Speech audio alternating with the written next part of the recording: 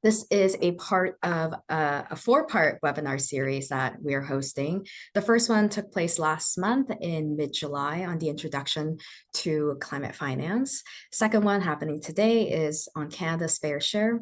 Third one will be on the new climate finance target that will be negotiated called NCQG, the new collective quantified goal on climate finance. And the last one will take place in early October on Canada's progress and just journey and essentially what we're looking for in the lead up to COP29, where the NCQG will be negotiated. I'm really grateful to be joined by the fabulous speakers we have waiting here today. It's really an honor to be able to hear from these folks and really wanted to acknowledge and appreciate the work that they have been leading in this. Oh, pardon me, sorry. And first person that we have joining us is Dr. Ceecee Holz. Unfortunately, they are, or fortunately, I suppose, they're on the road actually, cycling, and we shared a recording of their presentation, but they are joining us here today via Q&A later on, so they'll be able to answer any questions that you might have from their presentation. So to quickly introduce Dr. Ceecee Holz, they are the Senior Research Associate at the Climate Equity Reference Project and the Executive Director of the Climate Equity Reference Project Canada. Ceecee is also an affiliated researcher at the Stockholm Environment Institute and co-teaches the core course of Carleton University's Master's Specialization in Climate Change. Their focus is on research and advocacy in the context of international climate change policies, especially in the multilateral UN climate regime. And after Ceecee's presentation, we'll have Anjali present. Anjali's here with us today. She's the Director of Campaigns at Climate Emergency Unit. Anjali spent her early career building a strong civil society voice at the UN Climate Convention, working with social movements from across the world to really demand climate justice at a multilateral level. And today, Anjali is passionate about making the links between climate change and globalization, colonialization, and economic inequality. She previously worked as climate justice lead at Sierra Club BC, bringing an equity lens to the BC climate movement. She's also a singer, a songwriter, a music producer, and hopes to weave politics and art together to reflect the times we're living in and galvanize true collective action. So please join me in welcoming these folks. And first, we will start with Ceecee's presentation.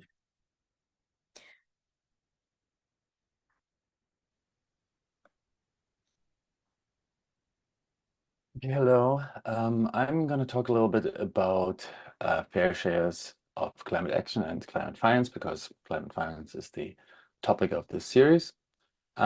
And what I'm planning to do in the next 15 minutes or so is to first talk about how, like in general terms, how we could maybe think about fair shares of climate action, specifically in the case of mitigation, but then moving to climate finance. And specifically climate finance of mitigation, adaptation, loss and damage, and the fossil fuel extraction phase out, because they all have some different approaches that one can follow to think about this.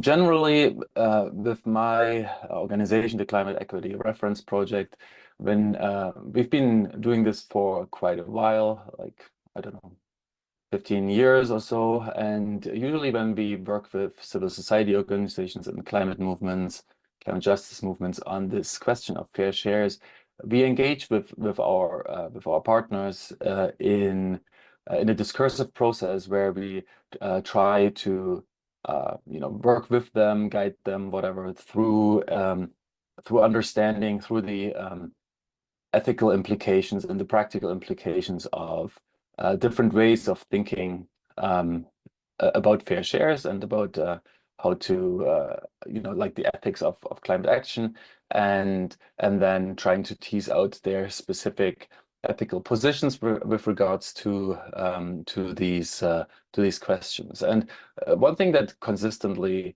working with climate movements is sort of shared in these processes or in their outcomes is a level of ambition that is that includes the desire for 1.5-degree consistent mitigation as one level of ambition pillar.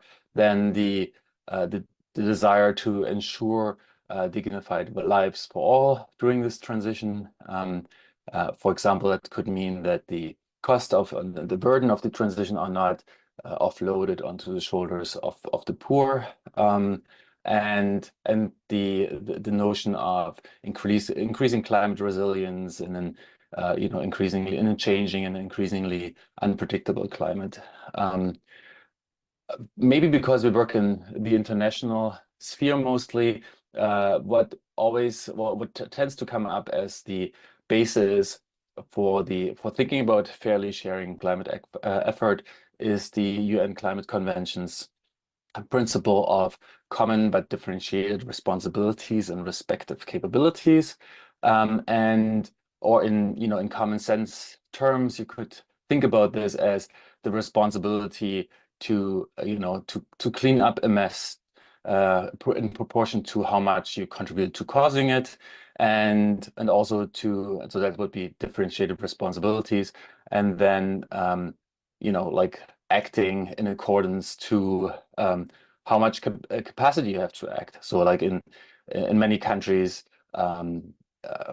tax-funded services are usually funded to a larger degree by individuals who have larger incomes, and that's commonly accepted that those who have more contribute more. So those are principles, and then you can get from that to fair shares of a global effort, whatever that effort might be. And when translating those basic tenets into actual fair shares and equitable benchmarks, we think then about the idea of progressivity, how we treat incomes of the poorest differently from the incomes of the richest and from those in the middle, and likewise how we maybe treat emissions that come from basic survival activities, like a modest shelter and so on. Maybe we treat those emissions differently than the emissions coming from excessive luxury consumption. And so that's one question. Then a question arises of the time horizon for thinking about this. Who's responsible for creating the mess, the historical responsibility? Is our present generations, is it right to hold them accountable and responsible for emissions that happened in the 19th century or in the early 20th century, for example? And then another important part is what is actually the effort that needs to be shared? So in mitigation, that could be the emission reductions needed to follow a certain mitigation pathway, or in climate finance, it could be the the total quantum of climate finance that is required and that needs to be somehow shared among countries and people. So just a little bit more context setting. I mean, this is all probably very familiar to everyone here, but like the transition required to in those treaties. And so this is our framework. I'm not going to walk through this slide in detail, but we have identified these three big equity principles of the convention, and then we get to intermediate sort of high-level indicators.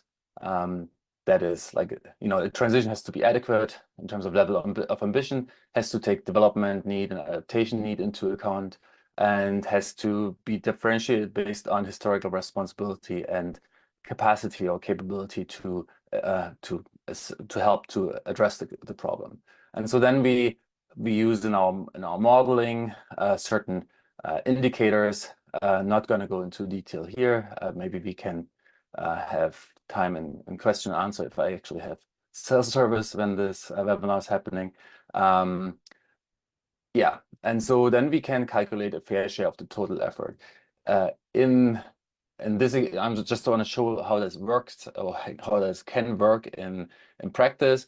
Thinking about the global mitigation effort, looking here at a chart of baseline emissions trending up. So like in a scenario where no country would take any climate action, emissions would trend up. Whereas for a 1.5-degree scenario, they have to trend rapidly down. And so this the difference between the two is the emission reductions requirement, the global mitigation effort that needs to be undertaken. And so we can then split that in accordance to the fair shares of different countries, right? So if a country like the United States has, say, like 25%, a quarter of the global responsibility and capability, then it might be appropriate to ask them to contribute 25% of the global effort. And so we can do that for all of the countries. And all countries, even if they are very, very small, have some fair shares of the global effort in this model.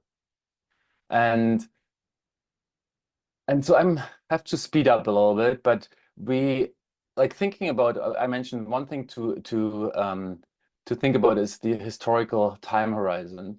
Like how far back do we think countries should be held responsible for the emissions of previous generations? And so this is not just like a kind of moral question, it kind of has practical implications, because the closer to the present we set that time horizon, the more we shift the burden from the global north to the global south, because in the first 100 years or so of large scale human greenhouse gas emissions, they were overwhelmingly from the global north, and only lately that started to shift. So if we sort of forgive or give amnesty to these earlier emissions, this choice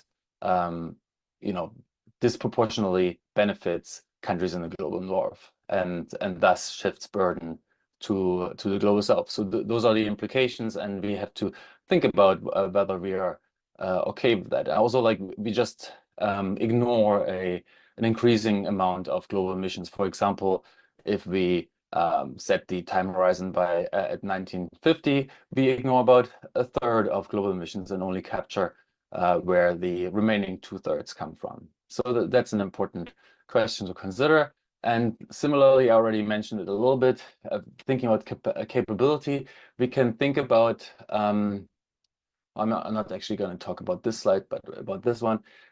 We can think about that the different, like the poorest it might not be appropriate to ask the poorest to, as I already mentioned, to prioritize climate action over efforts to eradicate poverty, and to especially intergenerational poverty. And so we mostly when we do this work with climate justice movements and organizations, the consensus is that below a certain threshold, incomes should be exempted from being counted toward a country's capacity to act on climate.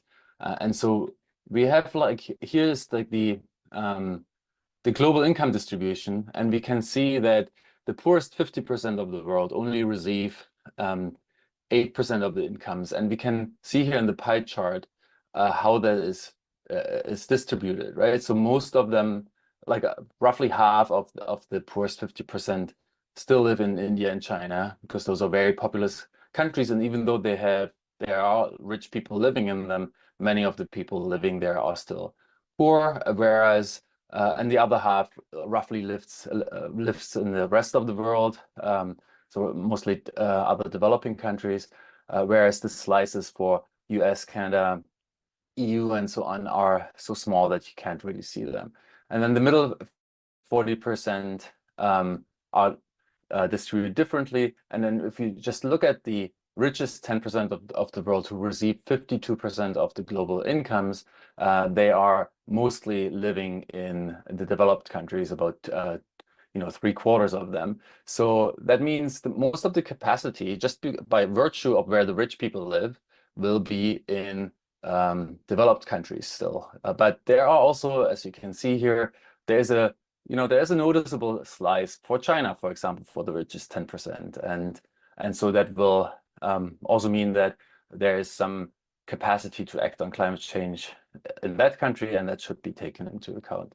So in our model, we usually, well, the way that Climate Action Network Canada has used it, we exempt the incomes of what roughly translated to the poorest 2/3 of the world population, and that is based on empirical research that has been undertaken by a researcher named Pritchett, who was looking into what kind of level of income is needed to overcome the intergenerational ill effects of extreme poverty. So where, you know, the level of income that is required so that your children are not worse off just because you were poor. And so we set the this exemption threshold at about that level, and everybody above that contributes in accordance to their increasing incomes. And so if we apply that to mitigation and to Canada, so this is from a memo that that we did with Climate Action Network Canada earlier this year, to look at Canada's fair shares of mitigation in like in the period up to 2035. And I don't have time to go into this right now, but we can see that Canada's total fair share of global mitigation is equivalent to 160% of its 2005 emissions.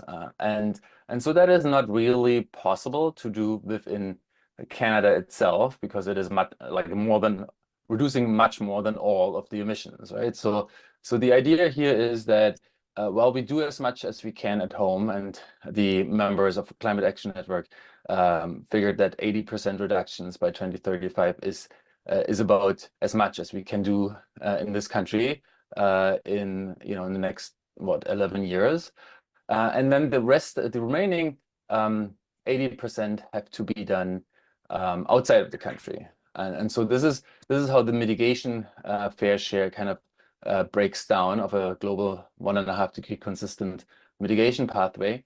And that's based on the fact that Canada's share of the global responsibility and capacity is roughly 3%, right? So it's one of the top 10 wealthiest countries. It's the top 9 emitter of greenhouse gases historically and currently, but it only has 0.5% of the population. So if you would just say shared by population, we would not get to the same results. But that would be unfair, because then we would say that everyone, regardless of their responsibility and capability around the world, has to contribute the same amount, which is not really ethically defensible. So that's the mitigation fair share. And we mostly want to talk about climate finance. So I'm showing how this then translates to climate finance for mitigation. So this blue slice here in the chart is the amount of emission reductions that Canada is morally responsible for as part of its fair share of global 1.5-degree consistent mitigation, but that is too much to actually implement within countries. So it's simply not possible. So whereas in other countries, the opposite is true. The fair share of their fair share of globally 1.5-degree consistent mitigation is smaller than what actually can and should happen in terms of mitigation in that country. But we cannot expect them to implement that additional mitigation that exceeds their fair share with their own means, because that would be unfair. And so the idea here is that countries like Canada, who have a fair share that exceeds what they can do domestically, would fund that additional mitigation in developing countries, and that would be like through climate finance and international cooperation. And then we can ask, how much would it actually cost to implement this amount of mitigation? And if we look at the megaton numbers on the right side of the chart, we can see that the difference between what Canada can do domestically and what it needs to be doing overall is, I don't know, like roughly 600 megatons. So we can ask, how much does that cost, right? And so what I've done here is look at the scenario database of the IPCC's special report on 1.5 degrees, and look at how much actually each ton of mitigation costs outside of the developed countries, so in other words, in the developing countries, in 2030 in this case. And then we can use these numbers to make some additional assumption, and then to multiply with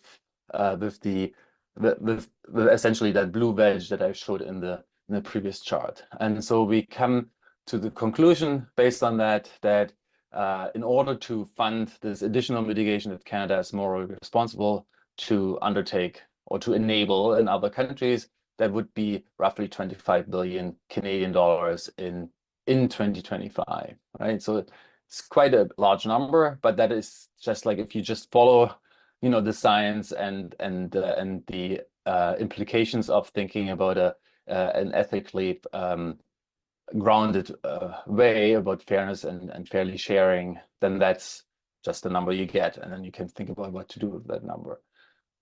In an adaptation finance, we have to do it a little bit differently.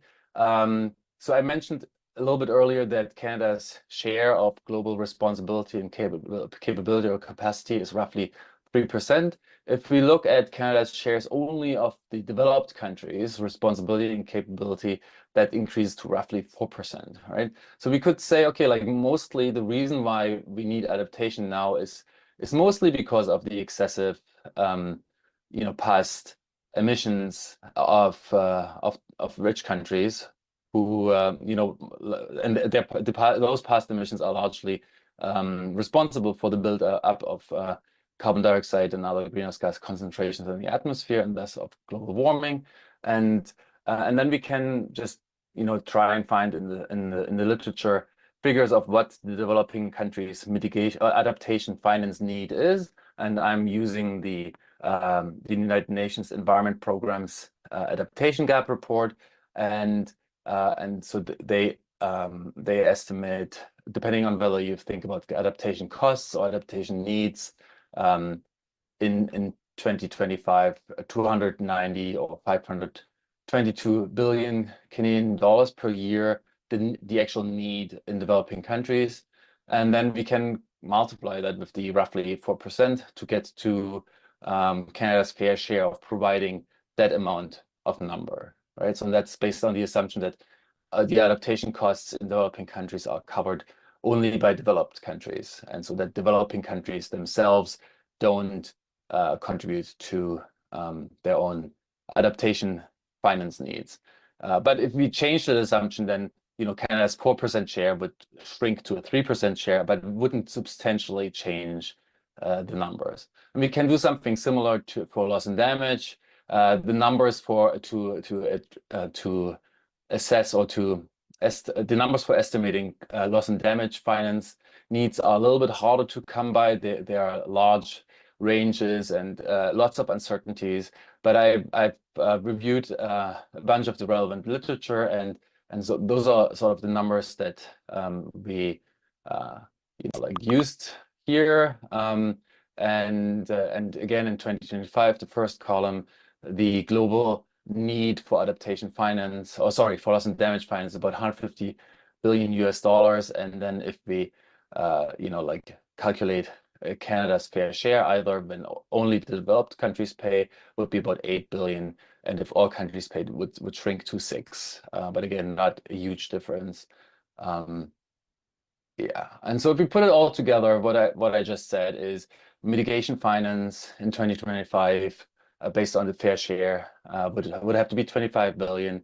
Adaptation finance, depending on whether you think about adaptation costs or adaptation finance needs, 12 to 21 billion, and then loss and damage finance, depending on whether we share among all countries or just the developed countries, between 6 and 8. And then what I don't have time to talk about right now, there's maybe additional need that has some but not complete overlap with mitigation finance, of supporting countries that are current fossil fuel extractors but need to phase that out very rapidly, but are also very, very dependent on this extraction, and don't have a lot of capacity to overcome the dependency themselves. So there is a moral case that they also should receive support, and we calculate in a separate report that is perhaps another 9 billion. And so those are just the numbers. So those are definitely challenging numbers, especially in the context of what Canada and other developed countries are currently providing. There are some in the climate movement who point to what we call innovative sources of finance that might be able to raise a non-insubstantial fraction of that amount without actually having to go through countries' treasuries, and so that might make this more feasible. Maybe that's something for the discussion. But I mean, I just wanted to return to the beginning. Having international cooperation at that scale is not just morally right because of the principle of not burdening the global poor with the cost of the transition and forcing them into a trade-off between poverty eradication and climate action, but it's also instrumentally necessary because the transition is just implausible to imagine it happening at the speed and level of ambition now required if there is not the large degree of international cooperation that is needed and that is kind of implied by these numbers. Okay, I'll leave it there for now, and yeah, thank you.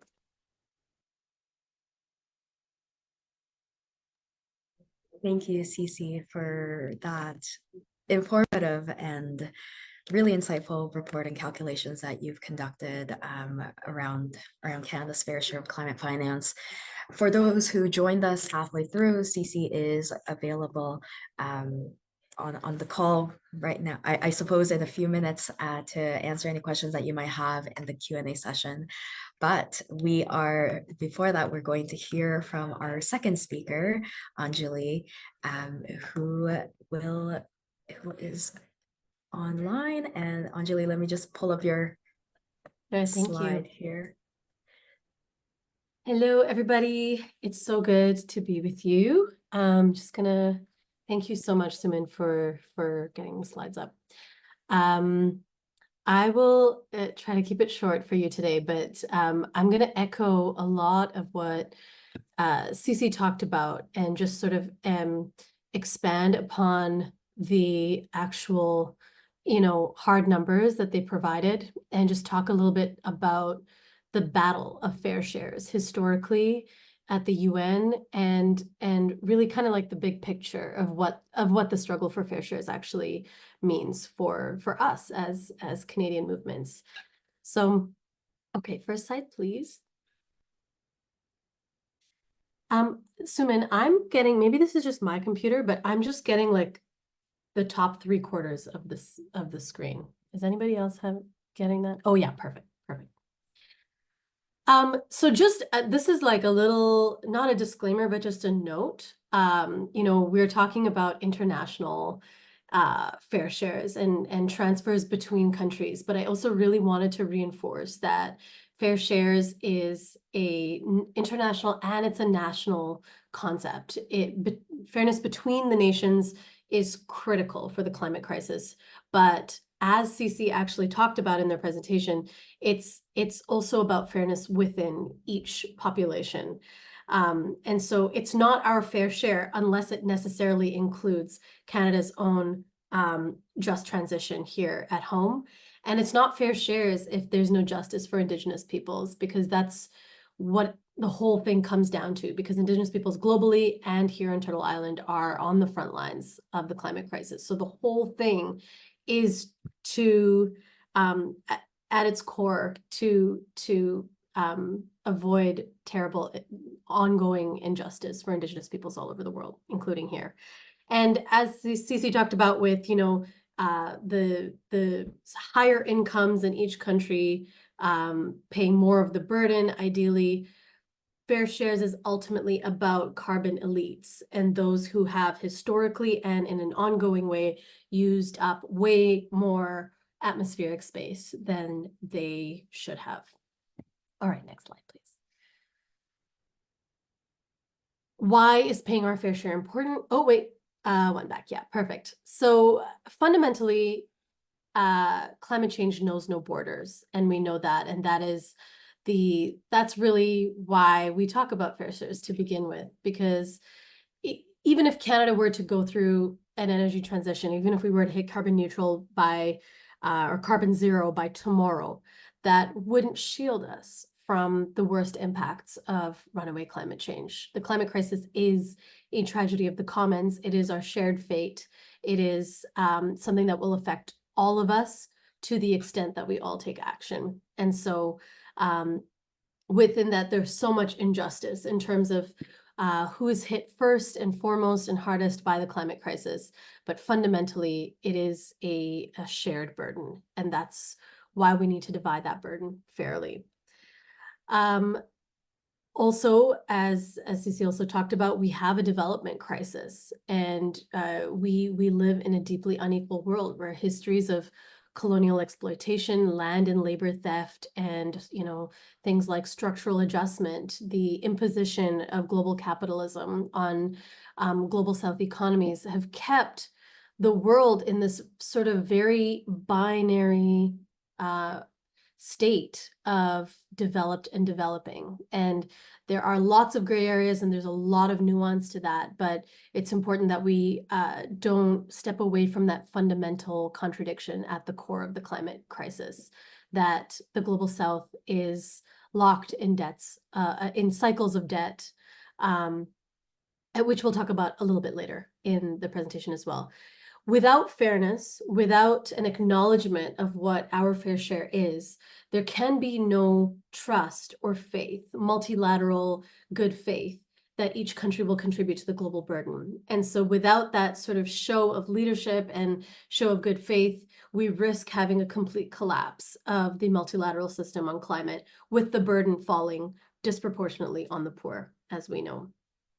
And also because the clock is ticking, and with each year that passes without the richest countries in the world doing their fair share, we are seeing irreparable losses and damages. And that's why loss and damage is such an important pillar of the fair share, as Ceecee also talked about, and that loss and damage is accumulating as we speak. Also because the climate transition, the energy transition in the developing world is hampered by a lot of different factors. There's a really unequal playing field in terms of how developing countries are able to access finance, what rates they're able to borrow at, where the intellectual property for renewable technology is held. All of these structural barriers make the energy transition much more costly and much more difficult for much of the developing world. Next slide, please. So we talked about the equity principles, like what is fairness and how do you determine what fairness is?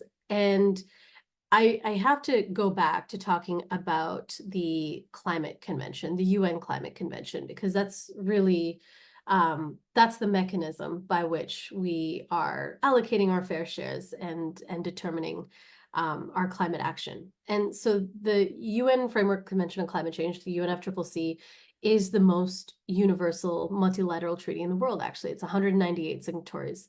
And it is a burden-sharing agreement to limit warming. It's a collaborative, it's an agreement that seeks to facilitate collaboration.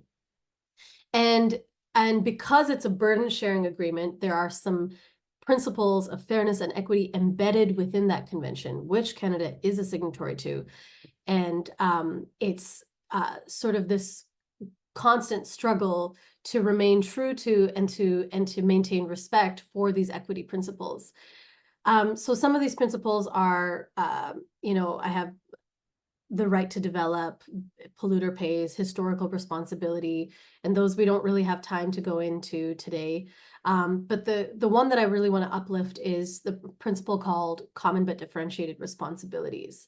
And this is a quote, this little paragraph is a quote from the convention itself, where that equity principle lives.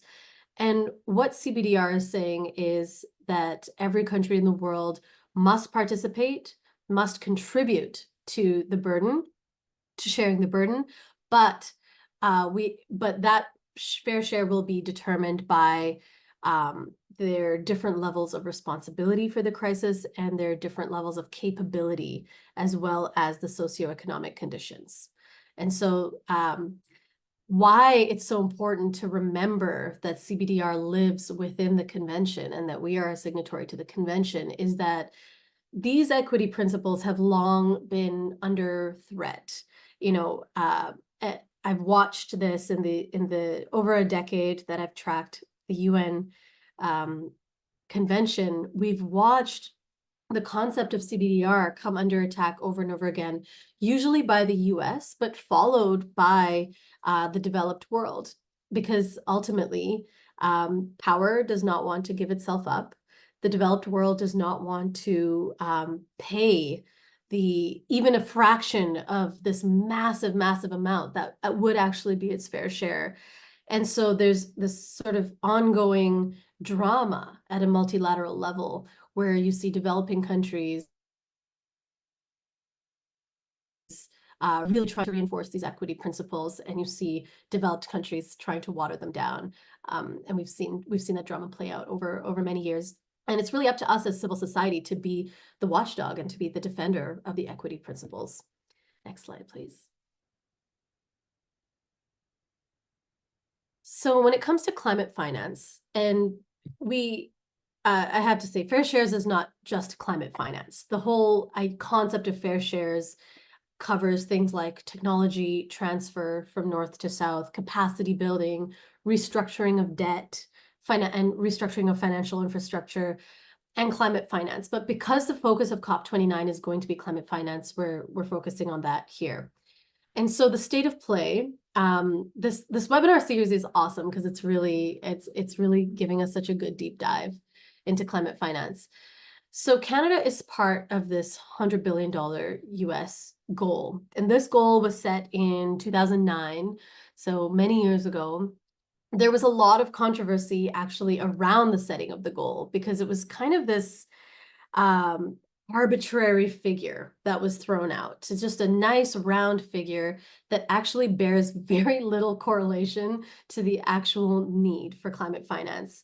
But it was something that was able to get all the developed countries on board. And so there was this big kind of celebration at setting this goal, and the goal was reinforced again in 2015 in Paris. And the goal was for all the developed countries to mobilize $100 billion US dollars per year by 2020. They completely failed in that goal, and they ended up delivering sort of in 2022.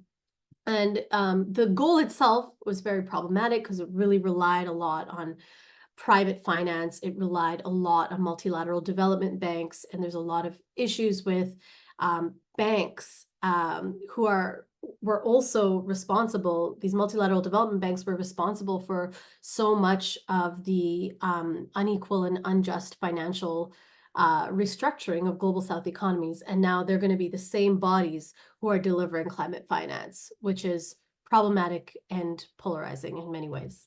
Next slide, please. So of that $100 billion, Canada's share is pretty small because we are a small economy. So the original pledge that the Canadian government made was $2.65 billion. And then there was this little bump in ambition, and we doubled our pledge in 2020. And so now the current Canadian government pledge is $5.3 billion delivered over 5 years. A good part of that is that the percentage of that contribution that goes towards adaptation has gone up. The percentage that is delivered through grants and not loans has gone up, which is good, but there is no mention in that pledge of loss and damage, and which is a huge important pillar of delivering a fair share of climate finance. And there have been many delays in getting the finance actually delivered. There's an over-reliance on loans and conditional finance, which we know in the midst of a debt crisis, a growing debt crisis in the global South, we know that that's not a sustainable way to deliver climate finance. It needs to be delivered through grants and no strings attached funding, which is something that developed countries have really pushed back against. And the majority of Canada's share of that 100 billion goal is also delivered through the multilateral development banks, MDB. Wrong acronym there. Next slide, please. Now, the actual need. So the goal is 100 billion USD. Just want to spend a little bit of time on the actual need. This is a very difficult thing to calculate, as you saw in Ceecee's presentation. But the need, the low end of the calculated need is around $5 trillion. There are some estimates that take it up to like 200 trillion US dollars, if you, depending on what you factor in. And so the actual climate debt, the actual what the North owes the South in the form of mitigation, adaptation, and loss and damage is this massive, unimaginable number. And so to even have a small drop of that delivered through this $100 billion goal is good, not nearly good enough, but even that small amount needs to be new and additional financed, not number crunching or fudging the books to sort of repackage overseas development aid, not loans, not conditional finance, but new and additional no strings attached finance. Particularly because it's the global South that is facing these, facing the majority of losses and damages, and facing the majority of accelerating climate impacts. Next slide, please. Soomin, are we okay for, how am I doing on time? Do I have time for a little case study? If you could maybe quickly run it over in about 2-ish minutes, that'd be fabulous. 2 minutes, that's perfect. Let's do it. Yeah, I just wanted to sort of illustrate the scale of what climate finance needs to achieve with one case study, one climate impact. So this is, and how sort of like the different forces of colonialism and debt and climate change all come together in this deadly combination that we have a huge part in addressing. So Mozambique was a colony of Portugal. They got independence in 1975, but the period of colonization had left their economy. This is very typical of colonies throughout the century, throughout the 20th century. It left the economy pretty export driven, resource extractive and dependent on imports for a lot of goods. Development was left very slow. There was a lack of capacity in the country. And because of the way the economy was left in the wake of independence, in the wake of colonization, the country has been forced to sort of invite a lot of multilateral companies for resource extraction. So that's the context that we start with. And this is very typical of a lot of countries in the global South. And then you add climate change onto it. So Cyclone Idai happened in 2019. And this was one of the deadliest cyclones to have hit the entire continent of Africa at that time. It hit actually like 3 or 4 countries down the coast, but in Mozambique, 1,500 dead, billions in damages, but 1 billion USD in infrastructure destruction alone. And so to repair from a disaster like that in an economy that already has these conditions, what do? You take out another loan. So in the wake of independence and colonization, Mozambique already had a $2 billion debt to the IMF, part of these widespread structural readjustment programs imposed on developing countries throughout the 70s and 80s and 90s. And then they had to take out $188 million loan from the IMF on top of their existing debt. And so this example shows how the cycle of debt continues and how it's very, very difficult for an economy like that to take real climate action, because you have this very crippling debt burden on top of the damage and the poverty. And the development issues, and then the climate impacts keep on coming. And so this is sort of a little illustration of why we so desperately need to mobilize climate finance, and we need to do it in a way that is in accordance with our fair share. Last slide, please. Next slide. And this is the reality. So we saw the goal, which is $100 billion per year. We saw the need, which was this massive, 5 trillion plus. And then this is the reality. The reality is actually that given our global financial system, given the legacies of colonialism and of inequality around the world, the reality is that there's actually an opposite flow of about 2 trillion USD plus per year from the south to the north, because of the way our global economy is structured. And so the small goal of 100 billion USD in climate finance really pales in comparison to how much is actually being extracted from the south. And so that really adds to the need for us to mobilize our fair share as the moral necessity and as the practical necessity to enable global climate justice and global climate action. I'll leave it at that for now.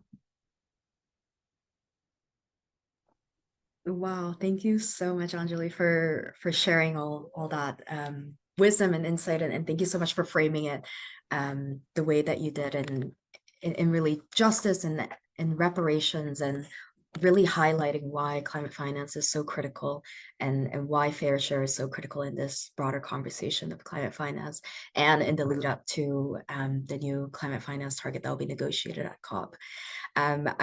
I'm sure folks have seen in the chat that Climate Action Network International has made a submission regarding what the global community is looking to see in terms of the new climate finance target. And I see that Pratishtha has shared the link to the submission there. So feel free to check that out. I'll be sure to share that in a follow-up email as well. Maybe before hopping into Q&A, and while if folks have any questions, feel free to jot them down in the chat so that we can get to it. I wanted to quickly share I know lots of different numbers have been bounced around here and during the last session as well, and to really frame it in in what we're looking for here. My apologies for the screen mishap going on here. But really, sorry, give me 1 second.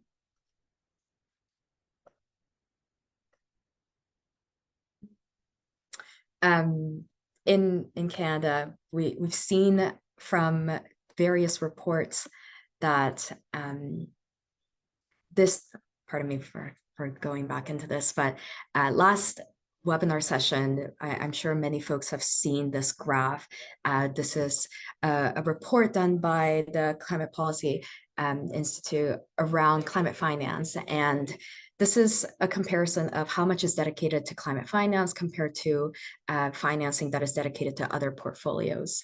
And as you can see from here, that there's a significant amount of financing that is dedicated to other resources, and showing just how little climate financing is really allocated to.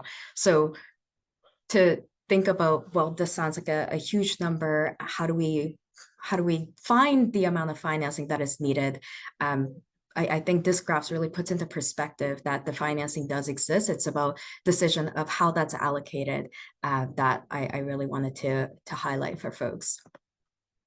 And in terms of this this number of Canada's climate finance pledge, Anjali has shared that Canada's current climate financing is at 5.3 billion. In a recent submission that C4D has made, which is a coalition of climate and development folks, around what Canada's next round of climate financing should look like, we're asking that it be tripled for post-2026 to billion or 15.9 billion, pardon me for the typo there. And for that to be really balanced across the three buckets that we have: mitigation, adaptation, and loss and damage. And while this number is not Canada's fair share of what the new global climate finance target will be, at least it is a good faith contribution towards the required ambition and accountability that is needed from Canada's end, and to ensure that Canada really takes leadership and ensure that recognition of we've been falling behind and taking an elevated approach to the contributions that we're making to the global community and to the global south, and those who are disproportionately impacted by the climate crisis.